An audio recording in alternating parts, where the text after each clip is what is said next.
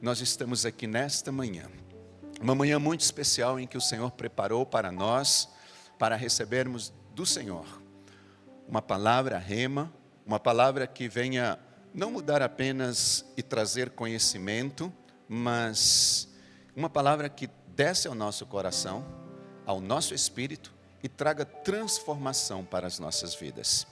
Que essa palavra, Senhor, ela seja uma palavra totalmente direcionada da parte de Deus para as nossas vidas, nossas famílias, as empresas, as casas aqui representadas nesta manhã.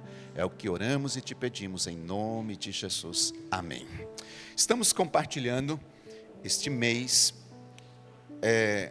em que é o ano do estabelecimento do governo. Cada mês compartilhamos sobre uma das tribos de Israel. Estamos falando sobre a tribo de Naftali e nós estamos falando sobre prosperidade. Quem esteve aqui na semana passada já começou a entender dentro de um contexto bíblico o que é prosperidade bíblica. Sugiro que você que não se expôs a essa ministração, por favor, você entre lá no link, no canal da igreja, e você terá o privilégio, a oportunidade de assistir e ter assim uma continuidade dessa ministração. Tanto que eu vou até pedir aos amados lá do Ministério de Comunicação e para que eles coloquem o link na ministração de hoje, da ministração anterior, e nessa, enfim, faça essa ligação uma com a outra, para que vocês tenham acesso. Eu gostaria de ler um texto que está em Salmo, capítulo 1, versículo do 1 ao 3. Nós lemos ele na semana passada. Quero começar com ele novamente. O salmista, aqui, ele diz algo muito importante, interessante. Salmo 1, do 1 ao 3. Bem-aventurado, feliz é aquele que aquele que não anda segundo o conselho dos ímpios, não se detém no caminho dos pecadores e nem se assenta na companhia dos zombadores. Ao contrário, a sua satisfação está na lei do Senhor, e na sua lei medita dia e noite. É como a árvore plantada junto a ribeiros, dá o fruto no tempo certo e as folhas não murcham. Tudo o que ele faz prospera. Nós lemos isso já e eu quero falar sobre isso, sobre riqueza versus prosperidade. Estamos dando continuidade, como eu disse na semana passada. Inclusive nós falamos aqui sobre o sentido bíblico da palavra prosperidade. Nós trouxemos o sentido etimológico, ou seja, o sentido da raiz da palavra prosperidade. E nós vimos no hebraico a palavra prosperidade, no Antigo Testamento, a expressão é tessalek. Nós compartilhamos isso com vocês, que dá uma ideia de não ter necessidade, ausência de necessidade, ou ter sucesso, ter bons resultados. Abundância, isso é prosperidade, neste contexto do Velho Testamento, tessalek, ok? Esse é um termo que etimologicamente vem da raiz hebraica. A segundo, no grego, vem a expressão eudul, que para prosperidade, essa palavra no grego indica ter uma vida bem-sucedida, garantir um bom resultado, não ter desvios pelo caminho, ter ou andar, ir em linha reta, ter um caminho facilitado, não ter obstáculos pelo caminho, ser bem-sucedido, ter as coisas no seu devido lugar. Tudo isso é o sentido de prosperidade do grego. Nós já compartilhamos um pouco sobre isso. E quando a gente usa o termo estritamente na questão financeira, nós podemos dizer que a prosperidade é não ter problemas, não ter necessidades financeiras não supridas. Isso na questão de finanças, quando nós trazemos esses termos para a questão apenas financeira. Então, queridos, nós podemos aqui, e lembrando que a prosperidade na Bíblia não se restringe apenas a dinheiro. Nós já falamos sobre isso, não se restringe a riquezas, inclui, mas não se limita, ok? Inclui, mas não se limita. Isso é o que nós estamos aprendendo este mês aqui como igreja. Nenhum desses dois termos, quando você pôde observar quando eu estava dizendo, que nós mencionamos, traz a ideia de prosperidade relacionada estritamente à questão financeira, à questão de dinheiro. Então, queridos, biblicamente, prosperidade é um conjunto de áreas de nossa vida que estão em harmonia para alcançar um propósito, e isto é prosperidade, sabe? É quando todas as áreas da minha e da tua vida, elas estão harmonizadas, elas estão ligadas, elas estão em harmonia. É por isso, inclusive, nós lemos ainda há pouco que o justo é como uma árvore plantada junto a ribeiros de água, que dá o seu fruto na estação certa, e as suas folhas não murcham, e tudo o que ele fizer prosperará. Aqui, queridos, quando nós falamos tudo, esse tudo quer dizer que todas as áreas da sua vida devem estar alinhadas, trabalhando para alcançar um propósito estabelecido. Isso é prosperidade na Bíblia, na palavra de Deus. E nós vimos, queridos, que há pessoas que elas são ricas, mas não são prósperas. Nós vimos que existem pessoas que são ricas e apenas ricas, mas não são prósperas. Assim como também há pessoas que são ricas e são prósperas. Elas são ricas, são prósperas. Nós citamos inclusive um exemplo de um homem chamado Isaac. Ele era rico, ele era próspero, ele era riquíssimo. Há prosperidade sobre a vida dele. Nós também compartilhamos que existem pessoas que são pobres e apenas pobres. Lembrando que não no sentido da sociologia, eu expliquei isso para todos que estavam aqui, que fala da pobreza relativa e da pobreza absoluta.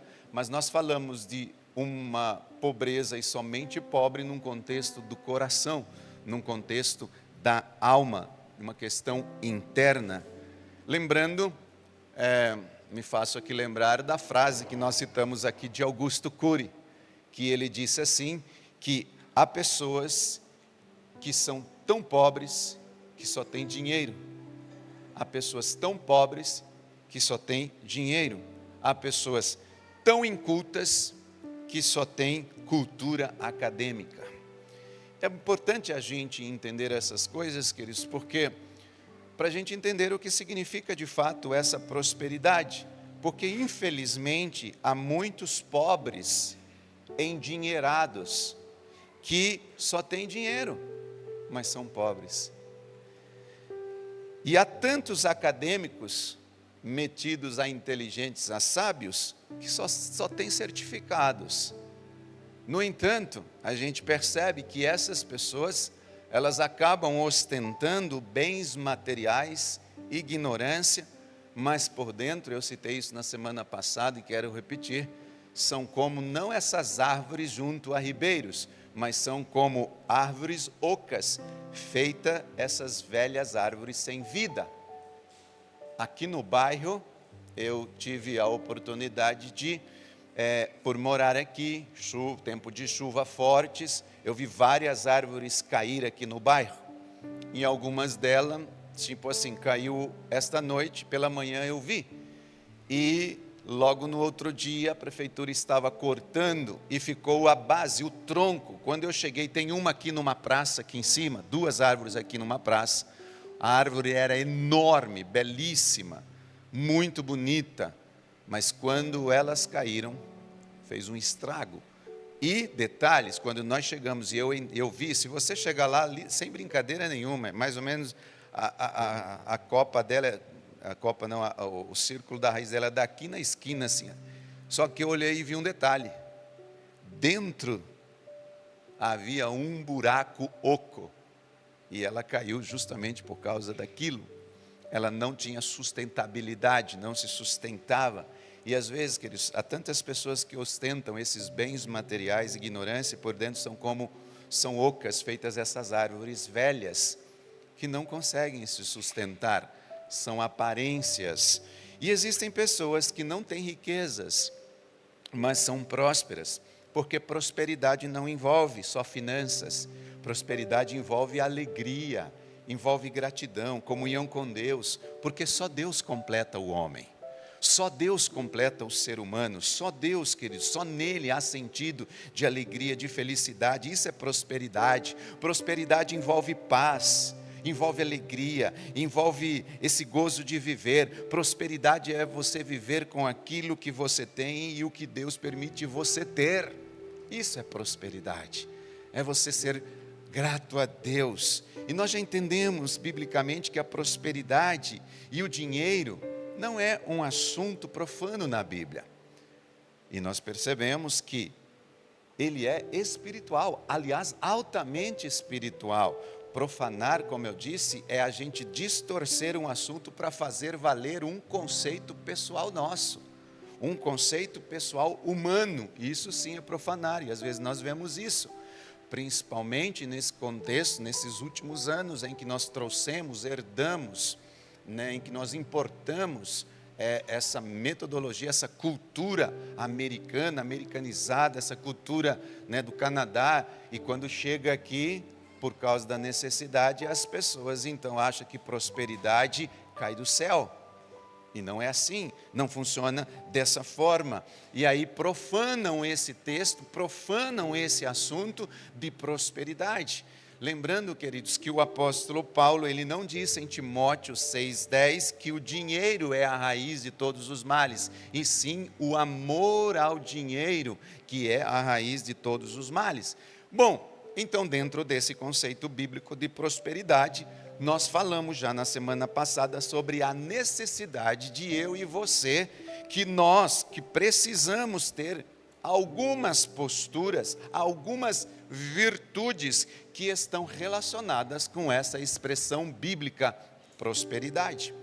E nós, queridos, já vimos, começamos, existem alguns pontos, alguns elementos que não podemos ignorar dentro desse conceito de prosperidade bíblica, e nós falamos o primeiro. Qual foi o primeiro elemento na semana passada que nós falamos? Foi, acho que vai aparecer aqui agora, foi trabalho. Trabalho. Primeiro elemento num conceito bíblico de prosperidade é trabalho, porque biblicamente o conceito de prosperidade está relacionado a trabalho. Biblicamente, a prosperidade vem sobre aquilo que você faz, aquilo que você opera, aquilo que você coloca a mão para executar. Moisés, em Deuteronômio capítulo 28, nós lemos isso na semana passada, diz que o Senhor abençoará as obras das tuas mãos, o fruto do teu trabalho, da tua amassadeira, da tua fazenda, daquilo que nós fazemos. Na semana passada foi compartilhado também aqui, inclusive o Valdir, ele leu um texto no Salmo 128, especificamente no versículo 2, diz que você comerá do fruto do seu trabalho e será bem-sucedido e prosperará. Trabalho faz parte da prosperidade bíblica, é um conceito. Para eu ser próspero, eu preciso trabalhar, eu preciso executar alguma coisa. Além do trabalho, há outros elementos que estão relacionados com a prosperidade bíblica, e hoje eu quero dar seguimento. O próximo elemento é visão. Diga comigo, visão. Visão é um elemento, queridos, muito importante, porque nossa visão, a sua visão precisa ampliar. Quando eu digo isso, nós precisamos parar. Uma vez eu ouvi um pastor dizer isso, que nós precisamos parar de olhar mais do retrovisor e olhar mais para o para-brisa. E eu fiquei meio sem entender a princípio quando ele disse isso, e depois ele explicou o que quer dizer isso. Você já notou que quando você olha para o retrovisor do seu carro, ele é bem menor do que o para-brisa. O retrovisor é pequenininho, o para-brisa é maior. O que eu quero dizer com isso? Eu aprendi com esse pastor, ele ministrando, que isso, queridos, quer dizer que a sua visão do passado deve ser menor do que a sua visão do futuro. Nós precisamos parar de olhar, queridos, para o passado e olhar para o futuro. Isso está relacionado com prosperidade bíblica. Nós precisamos olhar para a frente, deixar o passado. E muitas vezes nós estamos tão presos, queridos, às coisas do passado e por isso não prosperamos, não avançamos.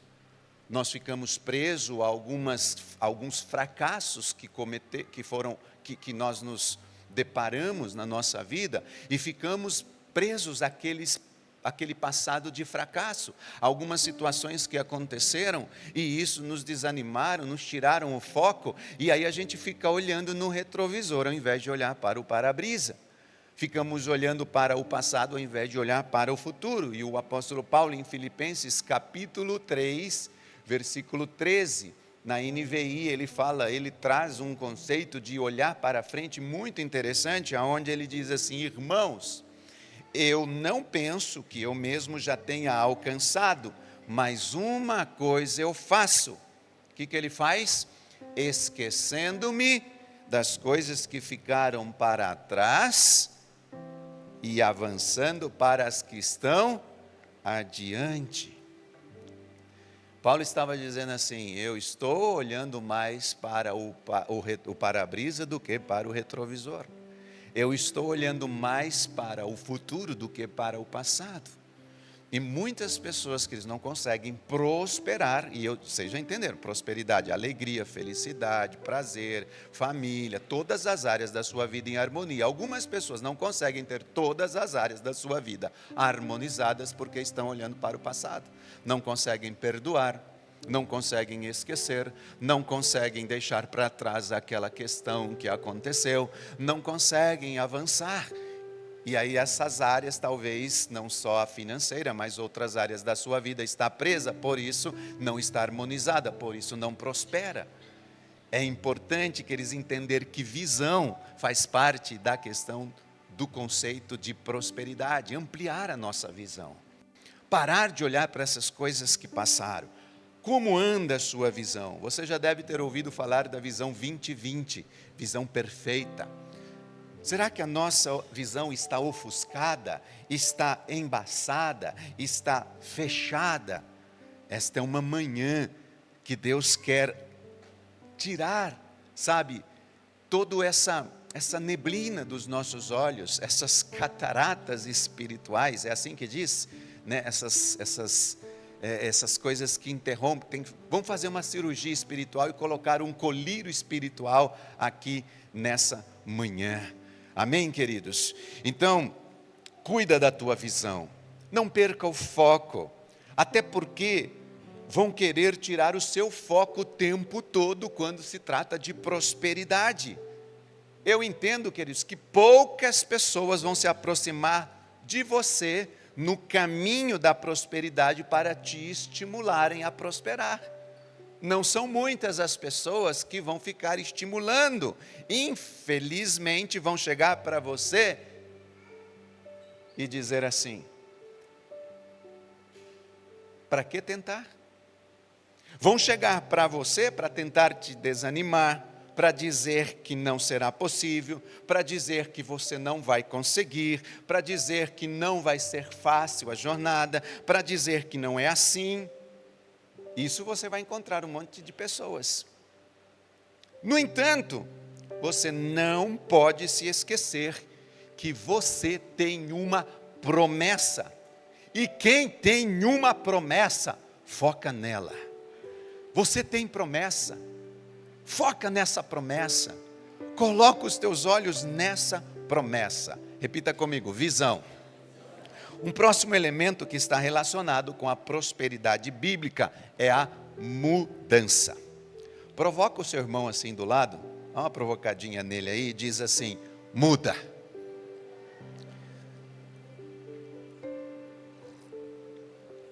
Não valeu, vou dar mais uma chance. Provoca ele assim, diga, muda.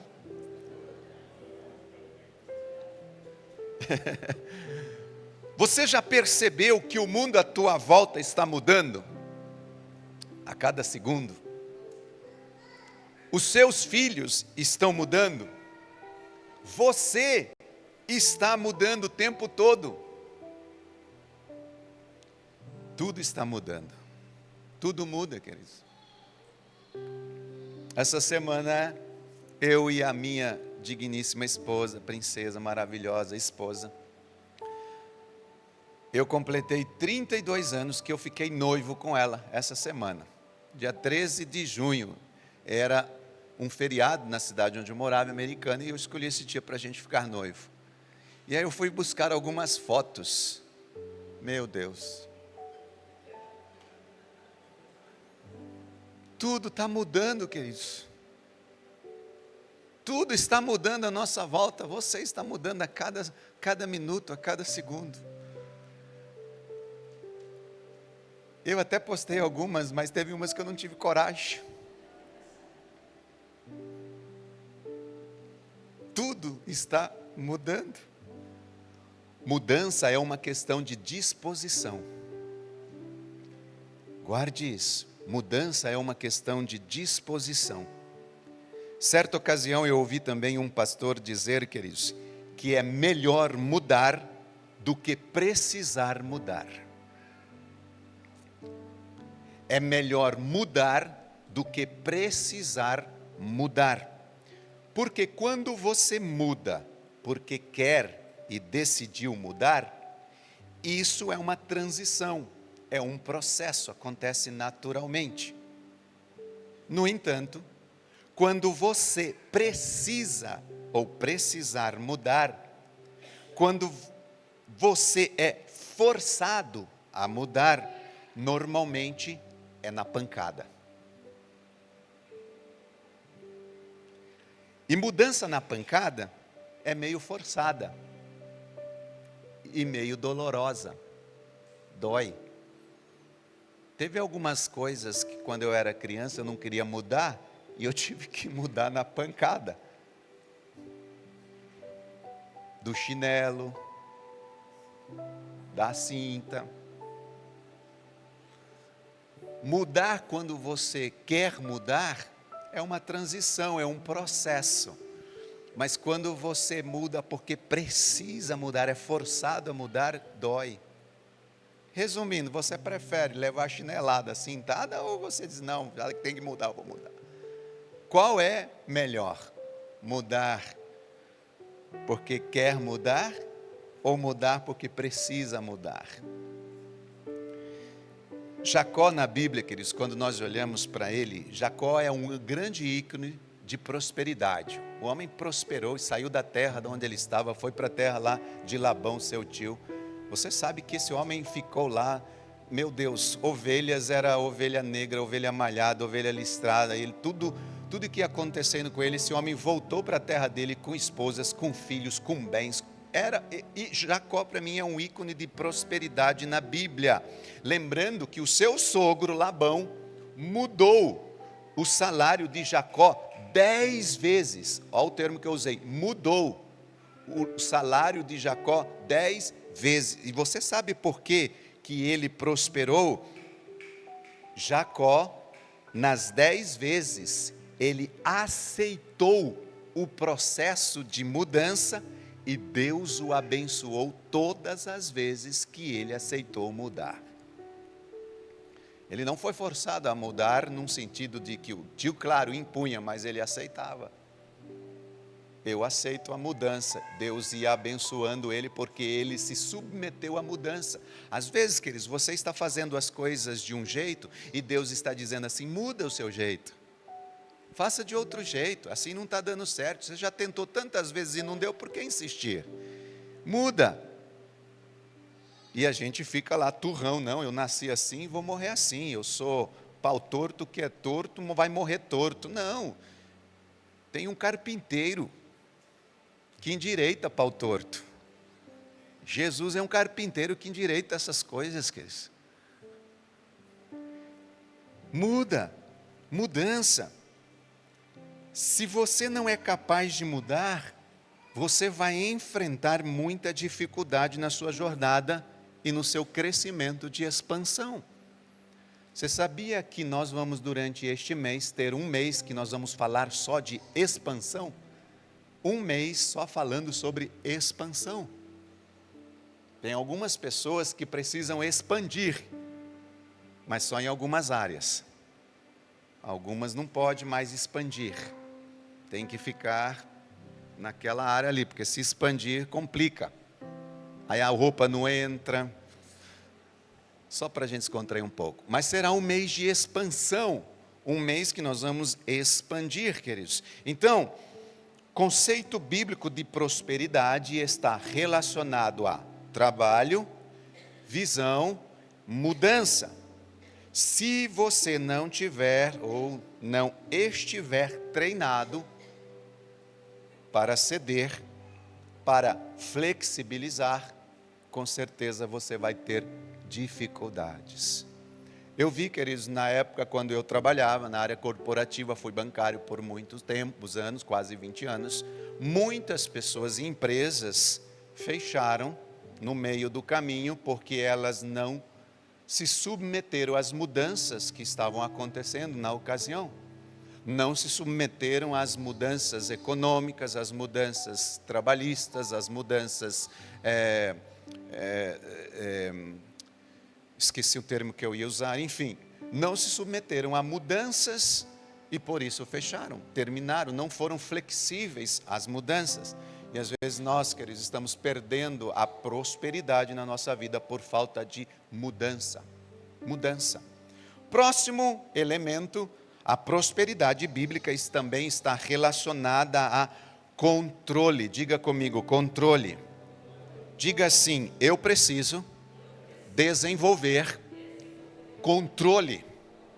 Isso é importante, queridos. E eu aqui nesse contexto quero falar sobre controle pessoal, quero falar sobre controle institucional e controle no sentido de autodomínio, você se controlando.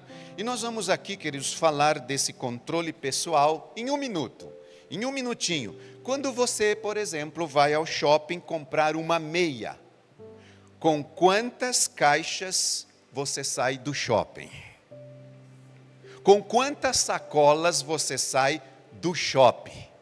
Se você não aguenta ver uma promoção, é aí que eu quero falar um pouco sobre controle pessoal. Vou perguntar de novo, você foi para o shopping comprar uma meia, com quantas sacolas você sai do shopping? Normalmente, eu sei que está relacionado à personalidade, tudo e tal, mas nós estamos falando de controle. Mas só para a gente descontrair um pouco, as mulheres às vezes vão para o shopping, e elas normalmente não vão sozinhas, elas vão em 3, 2 ou 3. São as migas. Minha amiga, as migas, né? E aí, se você, marido, foi acompanhar a sua esposa e levou as 3 e tal, e está lá sentada, elas foram fazer a compra, você fica sentado. Se você, marido, estiver ali e de repente vê a esposa chegando no corredor com aquela sacola e você reclamar, além de ser mal visto pelas 2 migas, a sua esposa também.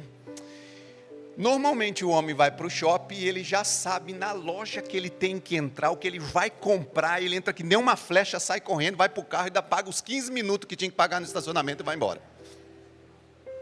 Pega grátis, aqueles 15 minutos, ele fala, vou marcar 15 minutos aqui, ele vai lá, compra. Só para descontrair um contexto de personalidade de mulheres, claro que nem todas as mulheres é assim, também nem todos os homens é assim, tem homem que vai comprar uma meia, também sai de lá cheio de sacola.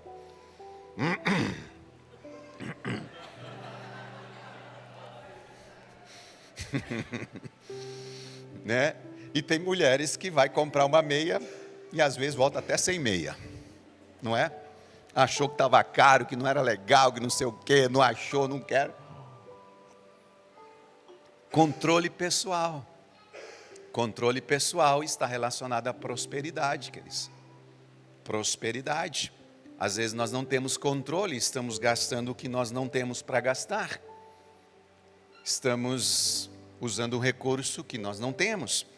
Também falo sobre, nesse contexto de controle, sobre esse controle institucional. Você controla a sua empresa, vocês que são empresários, você tem o controle dos ativos da sua empresa, você tem o controle das ações da sua empresa, o caixa da sua empresa, organiza bem os projetos, a sua proposta administrativa é uma proposta bem feita para você enviar aos seus clientes. Tudo isso, queridos, está relacionado a um controle institucional. E um autodomínio no contexto de controle. Você se controla. Sabia que você se controlar está relacionado à questão da prosperidade bíblica? Você consegue não dar a resposta agora, justamente porque quem te provocou só pela alegria de ver a tua resposta, e muitas vezes a tua resposta faz mais barulho do que a provocação recebida.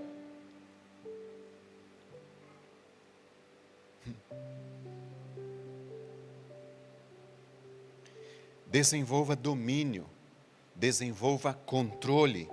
Se você não consegue passar um dia sem explodir com o patrão, se você não consegue passar um dia sem explodir com o cliente, um dia sem explodir com a sua mulher, um dia sem explodir com o seu marido, um dia sem explodir com os seus filhos, isso é falta de controle. E prosperidade na Bíblia tem a ver com controle pessoal, institucional, autodomínio. Isso é prosperidade bíblica, queridos. É como assim, tem a ver com poder e não fazer. Controle é isso, tem a ver com poder e não fazer. Ou seja, eu posso, mas não vou fazer. Eu posso, mas não vou fazer. Eu posso ter, mas eu não quero ter. Isso é controle. Eu posso sair, eu posso entrar no shopping e trazer 10 sacolas, mas eu só fui comprar meia. Eu tenho controle, eu não vou. Mas é o Black Friday. Aí sai assim as propagandas dos outdoor, né? Uma mulher com 2 sandálias, uma de uma cor e a outra da outra. E aí está escrito assim, resultado do Black Friday. Ou seja, foi comprar uma, comprou 2. Controle, controle. Isso é muito importante e faz parte desse conceito de prosperidade. Diga comigo, trabalho, visão, mudança, controle, ação. Esse é o próximo elemento. Queridos, sem querer magoar, por favor, diga aí para o seu irmão do seu lado, você tem que agir. Eita, meu Deus. Você tem que agir. Tem que fazer alguma coisa. Ó Deus Todo-Poderoso, eu queria um trabalho. Já faz alguns anos que eu não trabalho. E as portas não se abrem. E fico orando. Senhor, abre uma porta.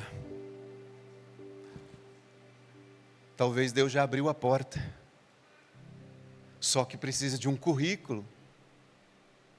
Precisa de uma ação. Precisa sair de casa. Precisa ter disposição de ir, de procurar. Prosperidade bíblica, queridos, está relacionado à ação. Dá uma cutucadinha, sem ferir, sem machucar assim, bem de leve aí no seu irmão e diga assim, faça o que tem que ser feito. Bem baixinho, só para ele ouvir, faça o que tem que ser feito. Tem muita gente, queridos, que não prospera, porque não está fazendo o que tem que ser feito. Não está fazendo o que tem que ser realizado. Não está realizando. não está avançando. Dentro desse contexto de conceitos, de princípios, de prosperidade, queridos, eu ainda quero falar para vocês sobre mais 2 conceitos, mas eu não vou compartilhar sobre eles hoje. Vou deixar isso para a próxima semana.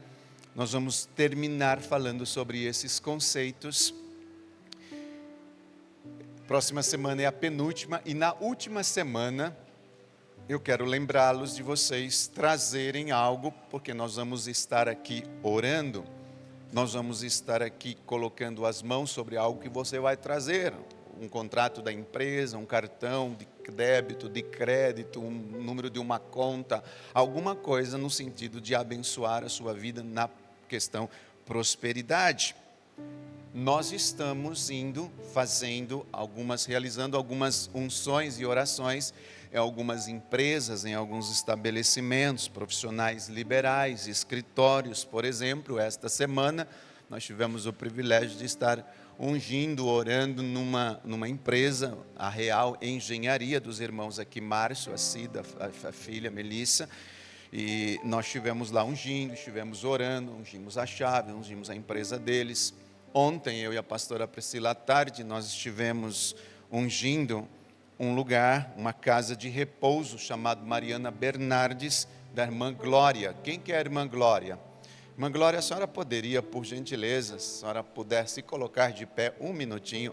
Essa é a irmã Glória. Quantos anos vocês acham que essa senhora tem? Uma chance só para ela. Obrigado, irmã Glória. Por favor, pode se sentar. A irmã Glória tem 90 anos. E ela tem uma empresa. E ela pediu para nós irmos orar pela empresa dela. 90 anos, uma casa de repouso. E ontem nós fomos lá, revimos, conhecemos. E foi uma tarde milagrosa, irmã Glória. Uma tarde milagrosa.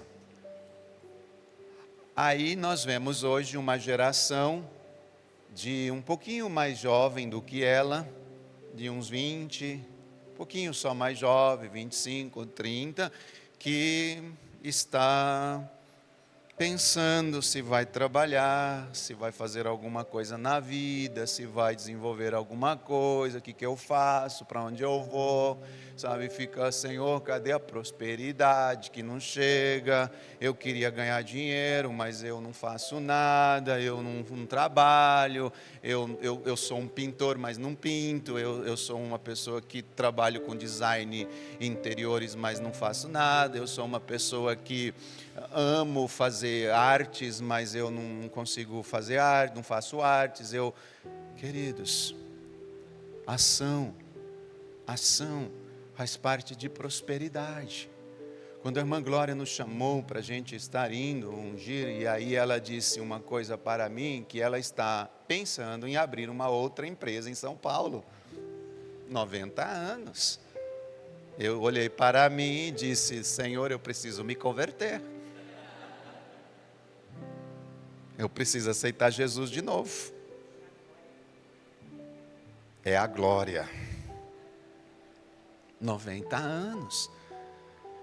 Meus irmãos queridos, adolescentes, jovens,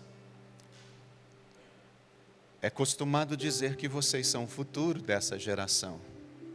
Reflitam sobre esse termo, futuro desta geração.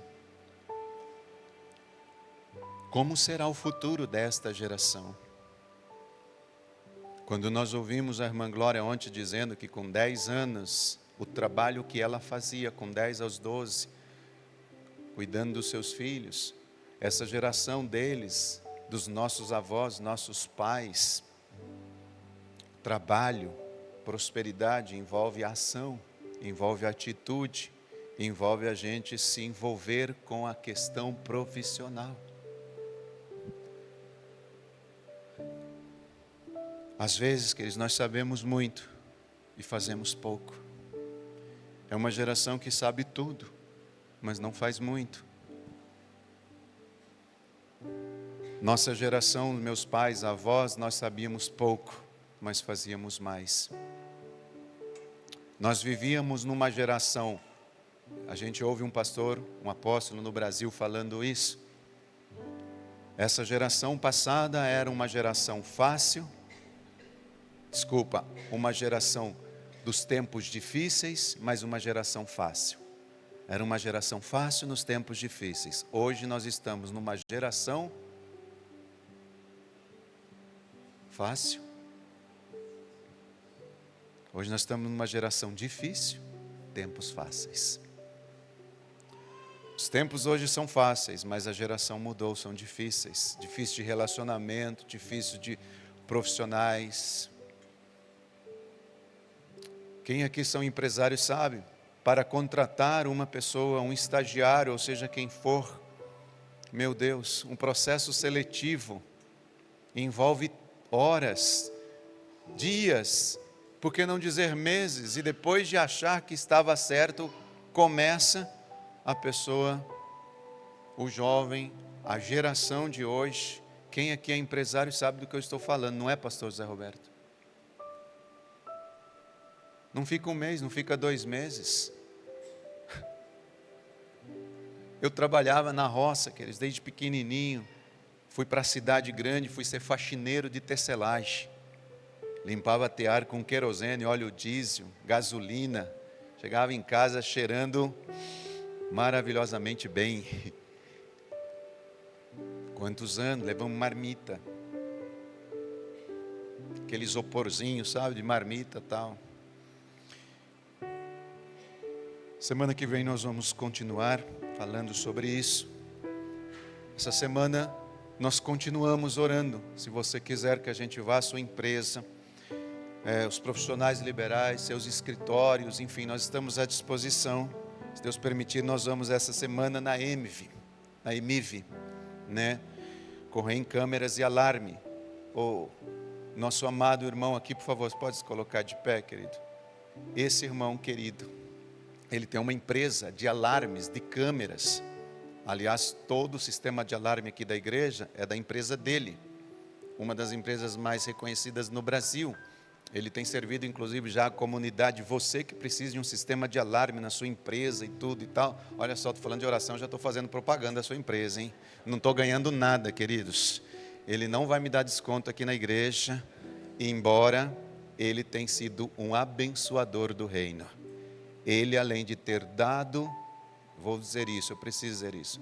Além dele ter dado o trabalho e investir tudo isso, ele tem bancado mensalmente todo o sistema de alarme da igreja. E tem sido abençoado. Obrigado, querido. Tem sido abençoado. Essa semana nós queremos dar continuidade a isso. Mas nesse momento, eu gostaria de orar com você. Gostaria que você se colocasse de pé. Quero abençoar a sua vida nesta manhã. E dizer o seguinte, queridos. Eu até gostaria de dar o próximo tópico para a próxima semana, os 2 próximos. Mas eu vou deixar no ar, como uma surpresa, porque eu vou entrar no, como diz assim, sabe o melhor vinho é para o final da festa? Por que final? Porque eu só vou ministrar domingo que vem, porque no dia 30, quem vai ministrar é a pastora Priscila. A pastora Priscila vai estar ministrando sobre prosperidade aqui no dia 30. Então domingo que vem eu quero encerrar esse contexto desse assunto com chave de ouro. E aí no dia 30, vai ser chave de diamante, vai ser, sabe, acima do ouro, vai ser top, porque vai ser um domingo especial. Eu quero que você feche os seus olhos nessa hora e reflita comigo sobre isso que você ouviu e coloque diante do Senhor, sabe, essa questão de eu estou vivendo a prosperidade bíblica de acordo com o que a Bíblia me ensina? Esse contexto de trabalho, minha visão, como está a minha questão de mudar, de mudanças, meu controle, minha ação, estou agindo, estou tendo controle das situações, e coloca diante do Senhor. Talvez alguns aqui, nós vamos precisar pedir, Senhor, me perdoa. Perdoa-me, Senhor, porque eu estou falhando em alguma coisa. Perdoa-me, Senhor, porque de fato hoje eu estou entendendo por que a prosperidade bíblica ainda não se manifestou na minha vida. Porque um desses elementos, eles podem estar desalinhados com aquilo que Deus quer que eu faça, que eu viva. Por isso, Senhor, nesta manhã, eu oro, eu peço a Ti, meu Pai, que o Senhor traga a nós esse conceito de prosperidade bíblica, Senhor, de que todas as áreas das nossas vidas precisam estar em harmonia, precisam estar harmonizadas para que a vontade do Senhor se realize, se manifeste e eu viva uma vida de prosperidade, de graça, de gratidão, de alegria, de esperança, de paz, de vida, de vitória. Querido Espírito Santo, nós declaramos sobre a INSEGEC aqui em São José dos Campos, meu Deus, este mês em que nós estamos vivendo, Senhor, a prosperidade, será um mês, meu Deus, muito especial. Um mês em que nós vamos, meu Deus, desfrutar de uma vida de prosperidade como nunca antes desfrutamos. Por isso, Senhor, traga sobre nós nesta manhã discernimento espiritual. Traga sobre nós, Senhor, esse entendimento do que significa ser próspero na Bíblia.